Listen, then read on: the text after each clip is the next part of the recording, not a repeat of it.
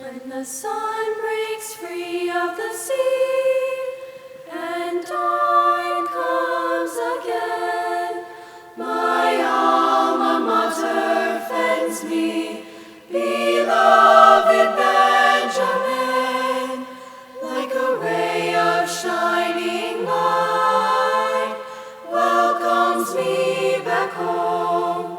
Keep us in sight throughout the night, sweet Benjamin, her own. Nestled neath the palms, glorious and green, ever she's victorious, our alma mater queen. Through laughter and tears, we'll stay ever true. We're Buccaneers throughout the years. We love you, orange and blue. We love you, orange and blue.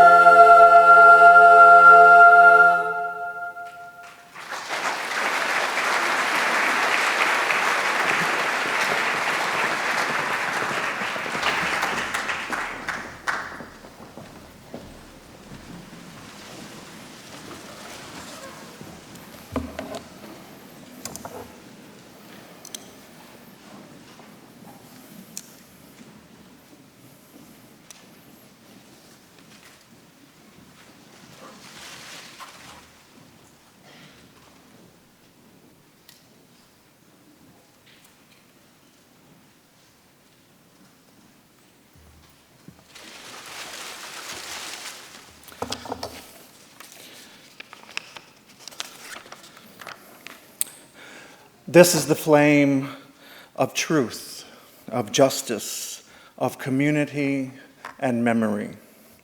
Let its light be held in our hearts. We come together to seek meanings beyond our limited selves. We come together to seek a spirit that binds together the scattered threads of our humanity, a thread that binds us together in sympathy, understanding, and in love. A thread that weaves the past, the present, and the future together and unites the fragments of our existence into a meaningful whole. Since we have felt the sense of loss, since we have borne its dread, life has grown more dear. Since we have felt the sense of death, the gift of life is more a jewel, and the thread that binds together is much more precious. Since we have gathered to honor the memory of Nancy and to recognize the ongoing thread of life that carries us into the future, let our hearts and minds and spirits be filled with all those who give deep meaning to our lives. In the spirit of love and joy, may the presence of the divine be with us this day.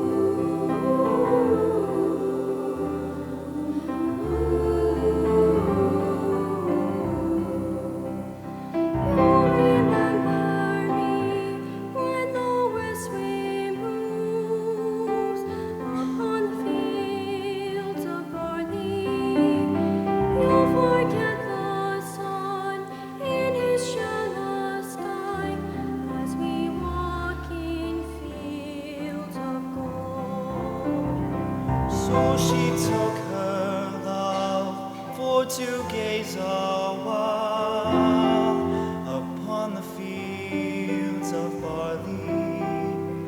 In his arms she felt as a hair came down among the fields of gold. Will you stay with me? Will you be my love among the fields of barley? We'll forget the sun in his jealous sky as we lie in fields of gold. I never made promises lightly, and there have been some that I've broken. I swear in the days still left, we will walk in fields of gold. We will walk in fields of gold.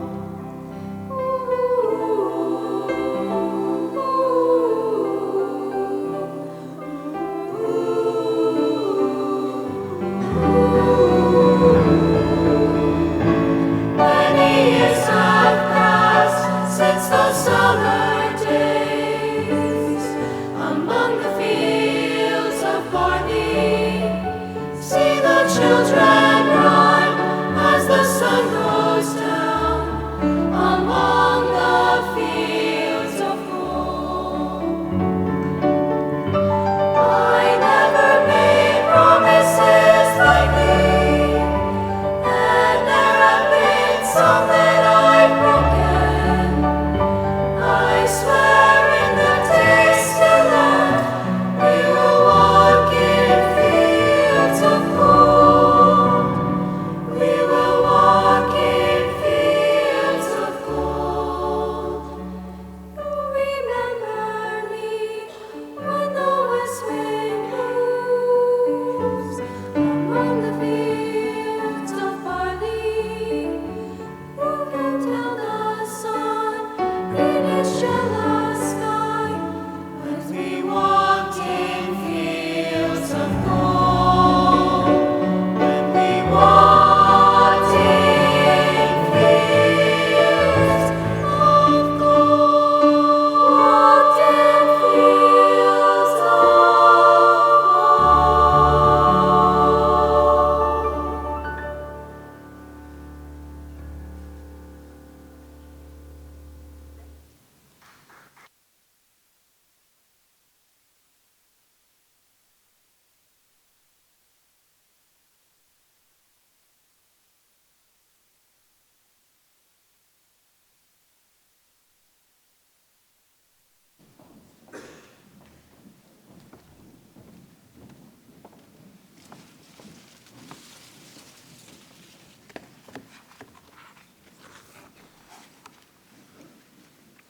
Good afternoon.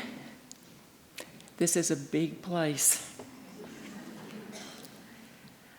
I want to say a special thank you to Matt and to Susie and to Chloe for allowing me the privilege of coming up and saying a few words about an extraordinary woman.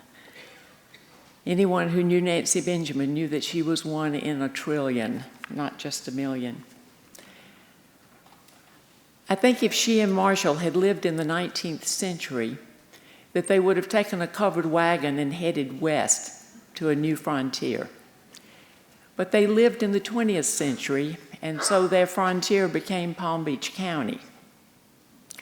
I first met Nancy and Marshall in the mid-1960s because we were neighbors in North Palm Beach, and it was a frontier. North Palm Beach was a brand new village. The North Palm Beach Private School was a brand new school. We were all from somewhere else, and we had a wonderful time living our adult lives on this new frontier. I have one vivid memory of this early time when I didn't know Nancy as an educator, I knew her as a neighbor. She was always busy. But one thing that she liked to do on Saturday mornings was to collect a Volkswagen Beetle full of 3- and 4-year-olds, cram them into her car, and drive down US 1 because there was no I-95, no seat belts, no car seats. As many as she could get in the Volkswagen went to the Society of the Four Arts because at 11 o'clock on Saturday morning they had a children's hour, and she thought that they should be hearing this good literature. I, of course, had a 4-year-old at home, and I was delighted to stuff him in the Volkswagen. In the 1970s, I got to know Nancy as an educator, as a mentor, and more importantly, as a friend. She offered me a job in 1971. She asked me to be her assistant with the 5th grade. I had never had any intention of teaching. I don't think I ever had any intention of working, but I ended up taking the job, and here I am in 2015 with the same job. And I will never, ever stop being grateful for the fact that she gave me a career, but she also gave me an extra life with the Benjamin family. When I think of all the friends that I've made through the years of students and parents and the wonderful faculty that we have at this place, I just cannot imagine my adult life without it. So I am so grateful for that. The 70s and the 80s were glory years as far as the school was concerned. The lower school, North Palm Beach Private School, was growing and bursting at the seams. A middle school was added, a high school was added, and it was all that they had set out to do. They conquered the frontier. Nancy was an incredible educator. Everything I learned about teaching, I learned in watching her. I learned how important it is to know your stuff, but more importantly, how important it is to get the children to want to learn it. And that is something that she just had coming out of every pore. I'm sure there's some of you sitting out there that had Mrs. Benjamin as a teacher, and you remember the fact that manners mattered a lot to her. And I expect that to this day you never ever yawn without covering your mouth. I'll bet that you never say or yeah in polite conversation, and I am sure that the words shut up have never passed your lips. Because many laps were run around the football field. Many verses of Edgar Allan Poe's The Raven were memorized and recited. At the same time all this was going on at the school, Nancy and Marshall had found another frontier, and that was Hopetown in the Abacoas in the Bahamas. They loved it. If you've been watching the slides that have been coming across, there are a lot of them out in the islands. It was a paradise. Nancy and Marshall built a lot of their cottage with their own hands. They called it Old Quarry because it was up on the top of a hill that just overlooked glorious water. And anybody that got an opportunity to visit with them out there saw what pioneers they were. Nancy could drive a boat. She could build a dock. She could catch a fish, clean a fish, cook a fish. She knew the scientific names of every single flora and fauna that existed, every bit of sea life, and it was just a glorious time. And any of us who got to go and live it, we loved it too because of them. Nancy loved words. She loved good jokes. She loved bad jokes. She loved puns. She loved books. She loved movies. She loved plays. She loved music. She wrote beautiful letters, and we all know how much she loved poetry. When we were teaching the 5th grade, May Carden made a big deal out of poetry in the 5th grade. Since May Carden liked it, Nancy Benjamin loved May Carden, and we taught a lot of poetry to 5th graders, which I'm happy to say we're still doing in 2015. But one of the poems that we taught the 5th grade was A Psalm of Life by Henry Wadsworth Longfellow. It's a really long poem, But the last three stanzas of it, I think, just speak volumes about what Nancy has meant to us. And so I'd like to close my remarks with the last three stanzas of this poem. Lives of great men and women all remind us that we can make our lives sublime, and departing, leave behind us footprints on the sands of time. Footprints that perhaps another, sailing o'er life's solemn main, a forlorn and shipwrecked brother, seeing shall take heart again. Let us then be up and doing with a heart for any fate, still achieving, still pursuing, learn to labor and to wait. Godspeed, Nancy Benjamin. I'll miss you.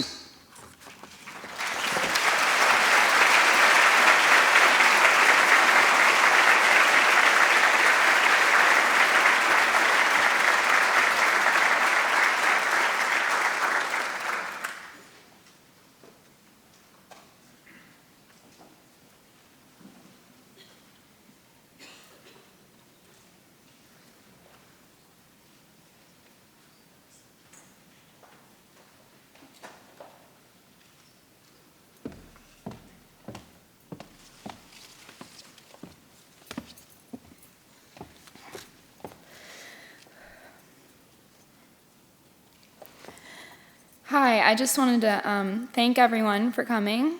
My name's Chloe Bieber. For those of you that don't know me, I'm Nancy's granddaughter, so just bear with me here. While I was growing up, I would always look forward to the poems my Nana would write for me. Usually for birthdays, if I was lucky, Christmas. They were always entitled Girl of My Heart.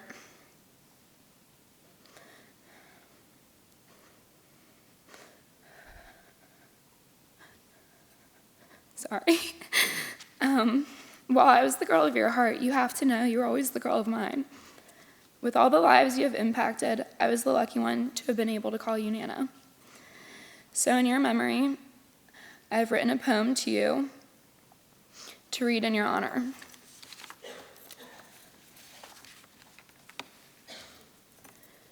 Nana's the person to whom I would go when my spirits were high or my mood was down low.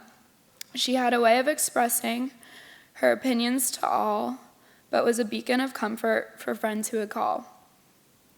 She taught me to read, how to write and to spell, but her message was clear: it must be done well.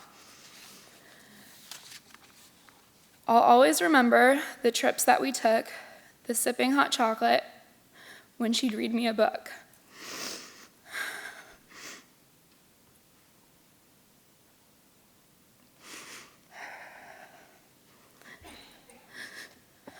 Whether Greek mythology or good children's lit, the time that we spent was worth quite a bit. The walks in the garden, the flowers you grew, the gardenias, the orchids, sharing all that you knew. The hours you forced me to learn how to dance. I'd take back all those minutes if I had the chance. When my mother was gone, to the roof I would go. With Nana in charge, she would rarely say no. At lunch, she would serve open-faced sandwiches to me. My grandfather's favorite, I had to agree. We sat down together, General Hospital was on, trying to learn all the names, but then they were gone. You wrote in a poem to me that though I'm not here, you somehow had faith that I was always near. A gem in the rough, very difficult to find. My Nana was special. She was one of a kind. I love you, Nana.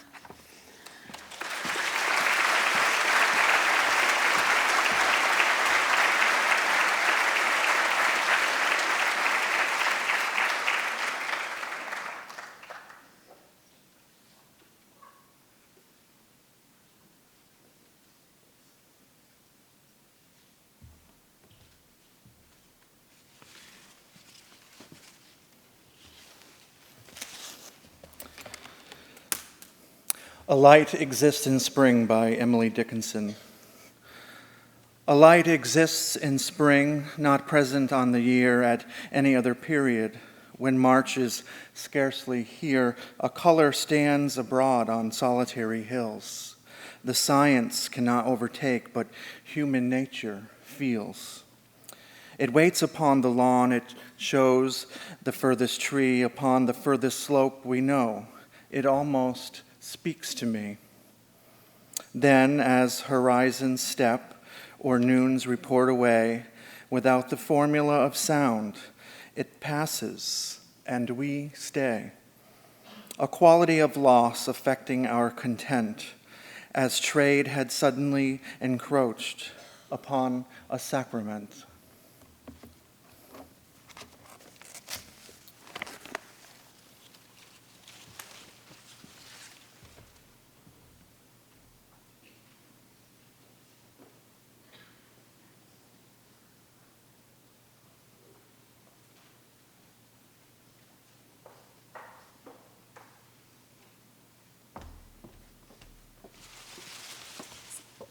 Hello, I'm Amy. I was trying to practice some of Susie's yoga breathing before coming up here, but it doesn't seem to be working.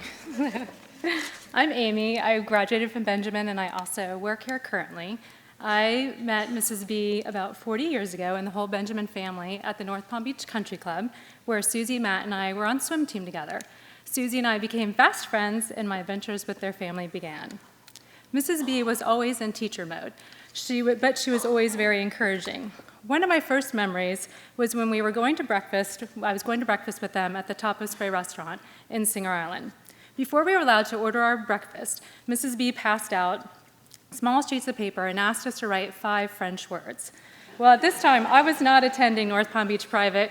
I didn't realize there was another language other than English. So I looked to Susie and Matt, and they covered up their papers, no help. I looked to Mr. B, he shrugged his shoulders. And finally, Mrs. B took pity on me, because I was really worried I wasn't going to be able to eat breakfast. She looked at me with her sparkle in her eye and began to teach me to count from 1 to 5 in French. Soon afterwards, Mr. and Mrs. B told my parents that I'd be attending North Palm Beach Private School, and they handed my dad the tuition bill. I started school in 5th grade, and Mrs. B and Mrs. Hogan were my teachers. They were a great team. Their classroom was always lively, as they were both very passionate about educating children. Mrs. B kept her students on their toes as she rolled around the classroom in her chair. As students, we knew her golden rules. Always be respectful, don't ever chew gum, shut up is a very bad word, and never ever get caught yawning in her class. All of these offenses were punishable by having to memorize and recite The Raven by Edgar Allan Poe, all 18 stanzas. I'm sure all of her students can still recite the first few words. Once upon a midnight dreary, while I ponder weak and weary. Now thinking back, maybe one trip to the woodshed would have been far less painful than memorizing that poem. But I know Mrs. B loved her poetry. If you've been watching the pictures on the screens, you will see that Mrs. B loved dressing up for the lower school Halloween parade and other school events. She also loved to dance and sing. And it is fitting that tonight behind this curtain, the reason it's closed is because the drama club has set up for their fall play, and they have dress rehearsal after her ceremony here. She loved being involved in all the school's activities. For years, she danced in the variety show. As we know, Mrs. B loved her very colorful outfits, and oftentimes Susie would clean out her closet and bring all of her clothes and her hats and donate them to the drama club. This year, at the variety show, one of our students was wearing one of her very colorful sequin vests, and Mrs. B spotted it right away. And of course, we were sitting in the front row, and she asked Susie and I to retrieve it for her after the show because she wanted to wear it again. So she loved reading stories to all of our students, and they always looked forward to her visits. Some days she would read to 8 or 10 classrooms tirelessly, going on and on, reading outside and inside. She'd eat lunch with the kids. She loved the children. She was not only incredibly intelligent, but she was also very athletic. She was an avid ballroom dancer and a swimmer. She swam every morning at 5 a.m. at North Palm Beach Pool. We're not sure if she had her own key or she jumped the fence, but she always had her trademark mask and fins. I was lucky, along with, I see like Karen and Maggie and Wendy and Michelle and Brad and Chris, we got to spend several summers with the Benjamins in the Bahamas. And as Joanna Hogan said, the cottage was called Old Quarry. And in the Marshall and Nancy naturalistic style, the cottage was built up high on top of rocks, and the trees grew through the decking that surrounded it. There were 70-something stairs to get from the dock to the top of the cottage, and Mr. and Mrs. B built every single one of them. These steps kept us in good shape over the summer, and it had the most beautiful view. The island did not have electricity, and the cottage ran on a generator that we were only allowed to use for about 1 hour a day. It was very peaceful, and we spent the summer reading books, swimming, hydrosiding, exploring other towns, and helping Matt look for crawfish in uncharted waters. We also spent nights playing cards and wicked games of Monopoly. Matt was the Donald Trump of the Monopoly, and the games lasted for days. I think he used to bribe Susie and I with Monopoly money to do his chores so that we could play the game later that night. Mrs. B also taught us all the names of the plants that surrounded the cottage, and Mr. B taught us how to navigate the ocean. Mrs. B would send us to the grocery store on $20 or less. She would send us with her detailed list and the right amount of money to pay for everything. She always wanted her correct change back, too, and there was no fooling her when we bought extra goodies at the store or we stopped for ice cream on the way home. At night, we slept on mattresses outside under the stars. It was the simple life. Mrs. B was one of a kind, and we are all lucky to have known her. Some of us have a solid education and career because of the foundation that she and Mr. B laid out for us. She was quite opinionated, too, and witty, and she and I had completely different views on politics and religion, which led to many interesting conversations. Each of our discussions ended by her throwing up her hands, tilting her head back, laughing, and telling me I was insane. Mrs. B was my family's favorite Thanksgiving and Christmas dinner guest. She was never afraid to stand for what she believed in, and she was very well read on current events. It was nearly impossible to win an argument with her. Mrs. B taught us that we are all unique individuals who are capable of much, and that we should hold ourselves to the highest and most respectable standards. She taught me to never stop learning or do anything less than my best. I will be forever grateful for her friendship and love. She deeply loved Susie, Matt, and Chloe, and was so proud to be their mom and Nana. Thank you.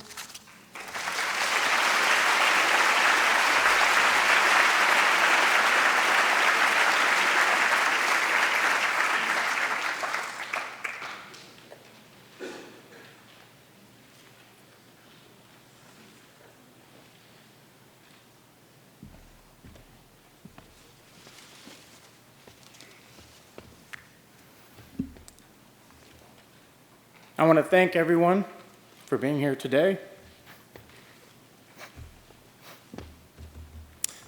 to celebrate our mother's life.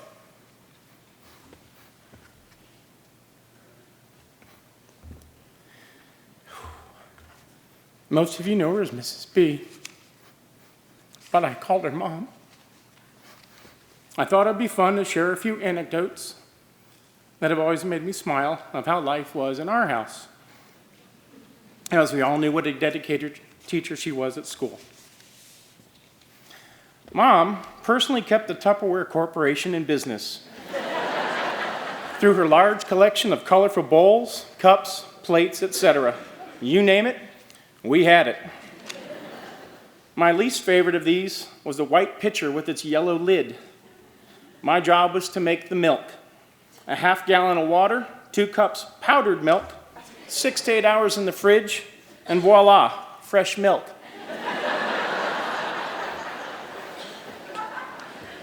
At age 13, I battled her for the right to purchase 100% whole milk from Publix. I won. Having grown up during the Depression without luxuries, she knew how to pinch a penny. She taught me how to use my toothbrush to press all of the toothpaste out of the tube. She also passed on the trick of adding water to shampoo, laundry, and soap containers to use every last drop. I still employ these techniques to this day, as I'm unable to toss these items without visually checking to see if all the contents have been used. When upperclassmen did well on a test, Mother rewarded her students with homemade Cracker Jack. This meant I was her assistant who turned the Tupperware tub as Mom poured molten sugar over the popcorn. Her aim was less than desirable, as I got burned more often than not.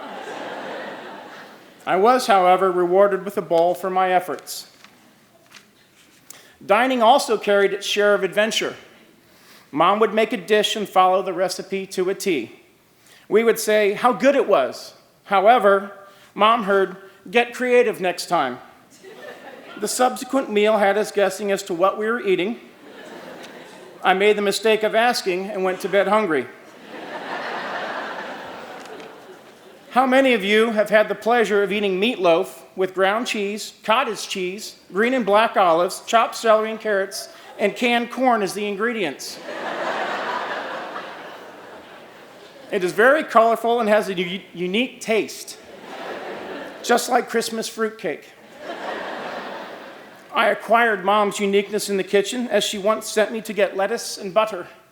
I returned with cabbage and margarine. One item Susie, my father, and me could have done without was rutabaga. Susie hated it and made deals with me to eat her portion. That earned me her dessert. When I refused, Susie mysteriously went through 20 napkins during that meal. Lunches weren't spared either. On more than one occasion, I had to meet Dad to exchange sandwich halves. It was just a simple error of putting the wrong halves together. These lunch exchanges always made myself and Dad laugh. Mom loved to sing, as did I. She would always wake us with a friendly tune. On weekends, she would put a stack of vinyl on the record player, and the two of us would sing while Dad watched Jack play golf. He never missed a game, Jack, by the way, if you're here. Susie would stare at us with a concerned look, but would join in on more than one occasion. Thanks to Mom, there's not a Broadway musical that I'm unfamiliar with. I've poked some fun and shared a glimpse of what life was like in our home. Everything she did for us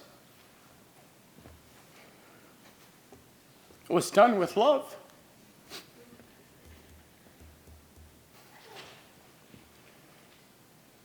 I will miss her singing sessions and listening to stories of Africa and the amazing life she led.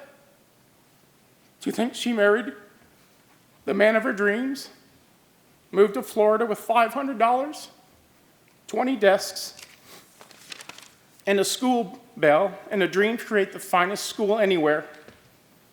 I would say her dreams came true.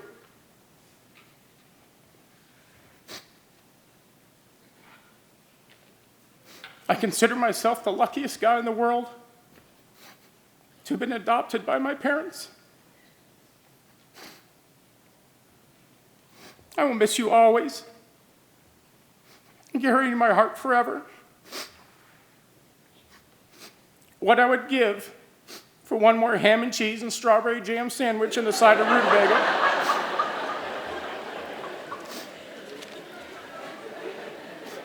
Thank you for being my mom. I love you.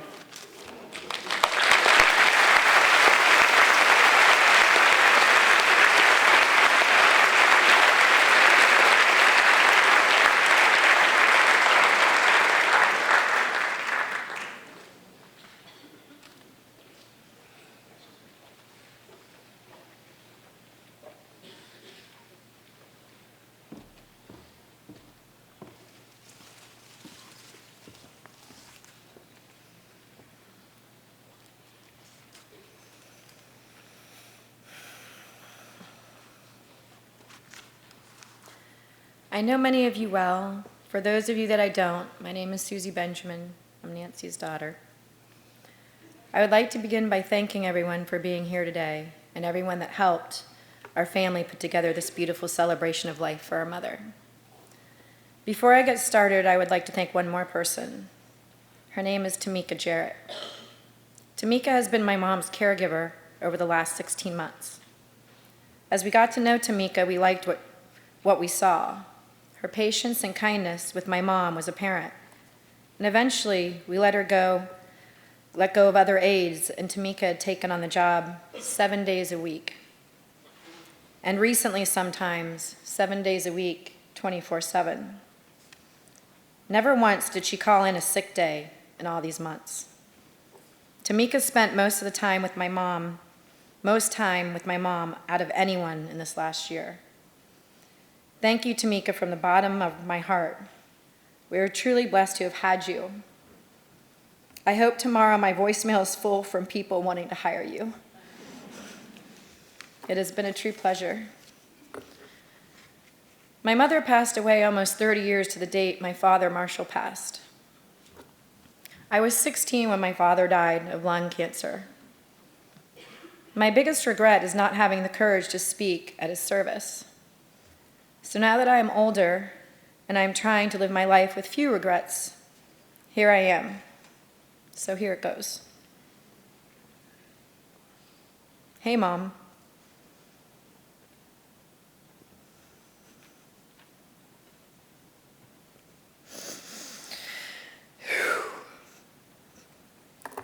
I know you're here in this room and can hear me, so I want to tell you some things that I've never forgotten. I remember when I was little, going on our nightly rituals. Tuck-in time was my favorite. I would wait until you got me all tucked in tight and kissed me on the forehead. And when you asked me not to move a muscle and were headed out the door, I would burst into a full wiggle and giggle. You would always run back and start the game all over again. You played along with my silliness every time.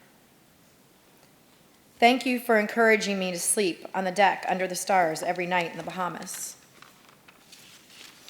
and pointing out all the constellations to Matthew, Amy, and me. The Big Dipper, the Little Dipper, and let's not forget Orion and his bow and arrow. We had a hard time seeing them as you did at the beginning, but you kept trying, and eventually we saw the beauty in them with you. Your patience was endless. Who literally gets to grow up sleeping out underneath the stars? Oh, and thank you for rushing out and pulling us back in as the rain, thunder, and lightning would come down out of the blue. Did you happen to know that we were all pretending to be asleep at that point? I am sure you did and just played along. I will never forget our Bahamas adventures at Old Quarry. There were so many. Remember the day the boat broke down at the house and nobody could be reached to help us on the radio to come fix it? You said, "Hey, Susie and Matt, let's go get the boat fixed." Matt and I eagerly said, "How, Mom?" You said, "Grab your snorkel and fins. We are going on a snorkeling excursion." You then proceeded to tie the boat rope around your waist and headed out across the bay to another island called Parrot Key. All of this happening while Dad was snoozing in the midday sun. When our 3-hour tour ended at the boat shop, as we pulled in, not by a powered boat, but by a powered mom, the workmen looked at us as if we had lost our marbles. Did you know you taught me then that no task is too big to accomplish? I love to read because of you.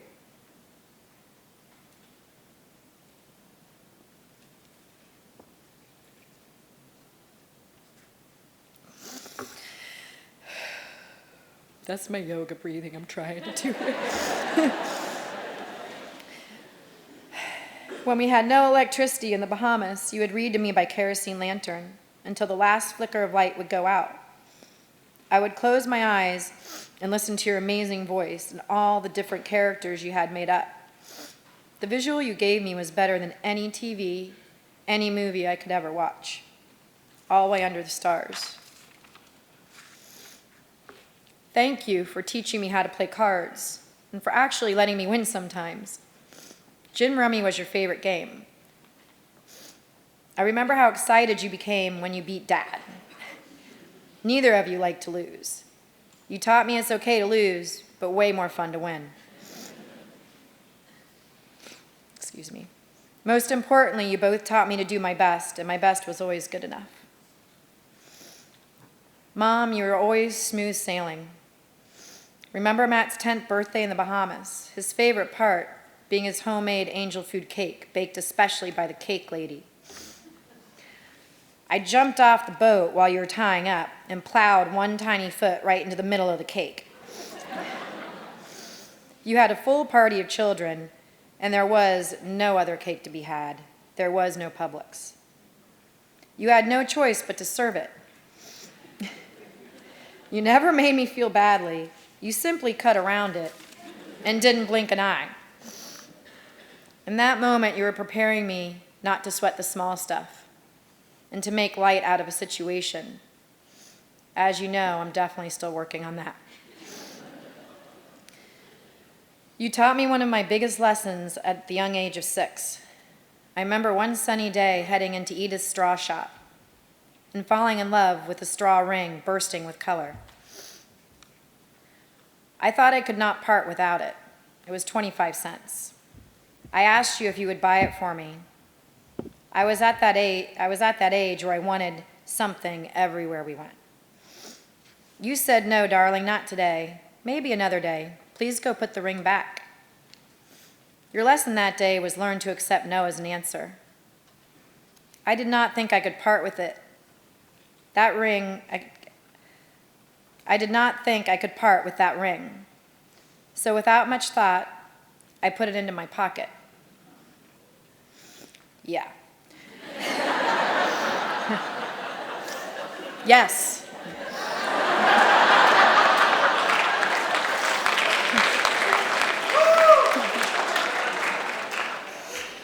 When I got home, I put it on my finger. I stared at it in delight, which was quickly halted by your voice. "Susan, you may not take things that don't belong to you. You must return that ring at once." You scooted me immediately back to the boat. You explained to me what I did was called stealing and sent me back into the shop by myself. You told me I had to apologize to Miss Edith, give her the ring back, and ask her to forgive me. Wow, it was scary. But you taught me so many things in that moment. Do not steal. When you are wrong, admit it. Say you are sorry and ask for forgiveness. And that people, like Miss Edith, actually want to forgive if given the chance. Lesson learned. Mom, can we talk about your sense of style?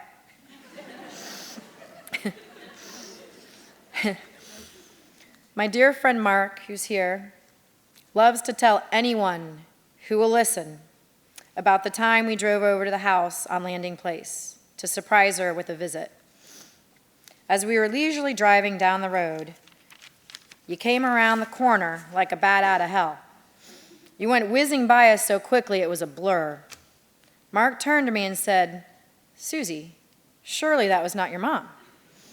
I said slowly, "Yep." "That was my mom, Mark." Mark stopped the car, looked in his rearview mirror, and said, "Susie, I think your mom is in high reverse coming towards us." I thought, "Yep, probably." Mom, you stopped and rolled down the window with the biggest smile on your face. Ear-to-ear grin, you like to call it. Mark loved his encounters with you. He said, "Hey, Mrs. B, where are you going? You look great. I love your big red hat." Mom, your reply was priceless. "I am off to church. I don't go anywhere to not be noticed."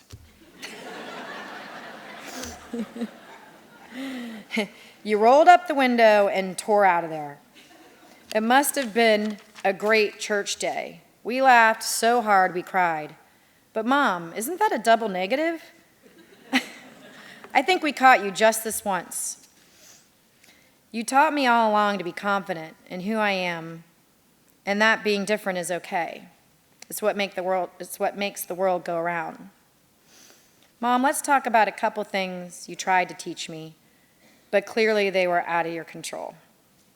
I am so sorry I can't carry a tune or whistle Dixie, nor do I have a green thumb, but I am determined to tackle that one. Thanks, Matt, in those categories for picking up all the slack. You always said to me, "Susan, don't take yourself so seriously." You told me it was important to be able to laugh at myself. So I hope you can take your own advice when I say, "Mom, I hope there are cooking classes in heaven."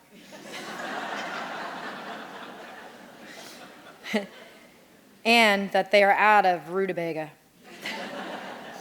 For everyone's sake. I hope people have impeccable grammar so you can dance instead of teach English. If they do not, I know you will inform them that chickens lay eggs and people lie down. What I am trying to say, Mom, is I know I didn't accidentally grow up.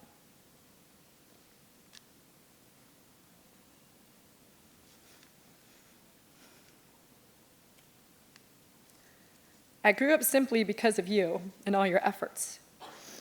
Both of you as parents gave me a great foundation, but you made being a single parent for the last 30 years look easy, and we weren't always easy. Dad greeted you at times by saying, "Hello, friend." That says it all. I'm honored to call you my friend and my mom. Since you are a Shakespearean, I will finish our one-sided chat with this quote from Romeo and Juliet because it reminds me of you, and my good friend Louise sent it to me. When he shall die, take him and cut him out in little stars, and he will make the face of heaven so fine that all the world will be in love with night, and pay no worship to the garish sun. Mom, I always think of you while under the stars. You will always be loved by many and never forgotten. I love you, Mom, so much. Thank you.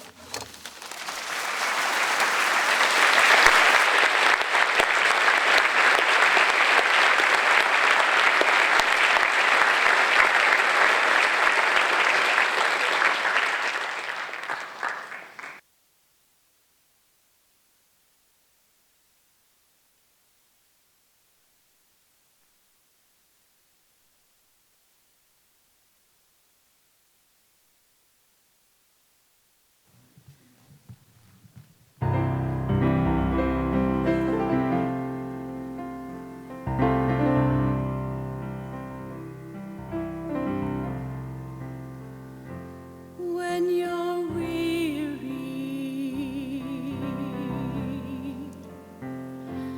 feeling small, when tears are in your eyes, I'll dry them all.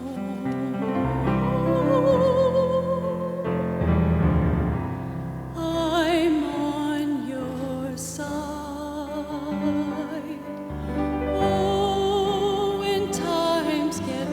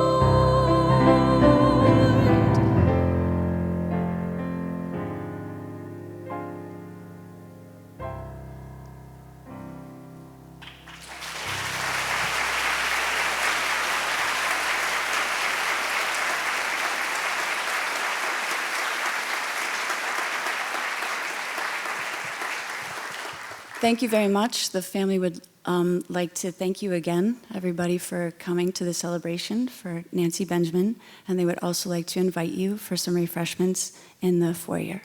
Thank you for coming.